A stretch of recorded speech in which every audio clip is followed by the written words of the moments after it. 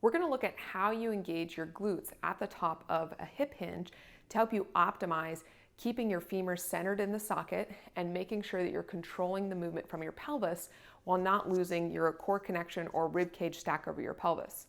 So a lot of time what ends up happening is that someone will come down into a hip hinge or a deadlift, and when they come out of that movement, they really emphasize thrusting forward, squeezing their butt. But the problem with this is that you end up, yes, engaging your glutes, but you kind of shove your femurs forward in the socket, maybe even get a little bit of lean back here. And so now you're just kind of using those hip flexors to kind of pull everything forward and over compressing everything in the backside of your hips.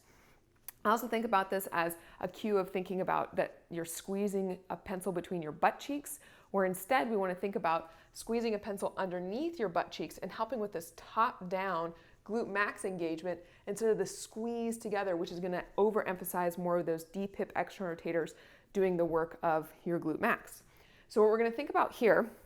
is we're going to come down into this position, and it's key to think about that when we're coming up, we're thinking about our glute max that goes top to bottom here, and then our hamstrings that come from here to here, helping with that movement. You're also thinking about keeping your abs connected here so that your rib cage is just along for the ride and stays in this relative same connection and position over your pelvis throughout the movement. So as I come up, I'm going to think about dragging my heels back without letting those knees straighten, and think about those sit bones floating down the backside of my knees through the backside of my heels to come up, and stopping when I'm getting really tall here instead of getting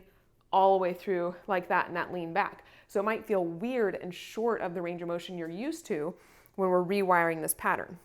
So we're coming down here, sitting into those hips. You're going to get that little bit of that drag back that can be a little bit challenging with feet side to side versus one in front of the other. And you're thinking about that top down glute squeeze like you're trying to pinch a pencil underneath your butt cheeks. Pubic bone comes up toward your head while everything just lifts up nice and tall. On the flip side, sometimes people have the tendency as they come out of it to straighten their legs first. And what that's going to look like is they'll go to straighten their legs and then they'll come up. And that's using hamstrings first over glutes. And you can see how then I kind of lifted the rest of the way using my back.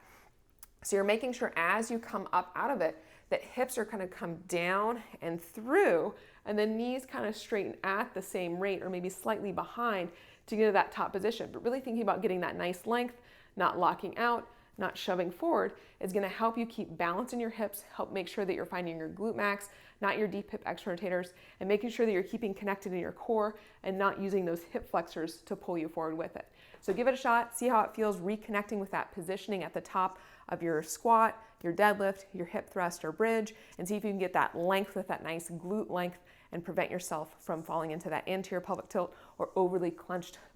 grandpa butt kind of tucked under look. No offense, grandpas out there, and unload that pelvic floor and get a good ab connection.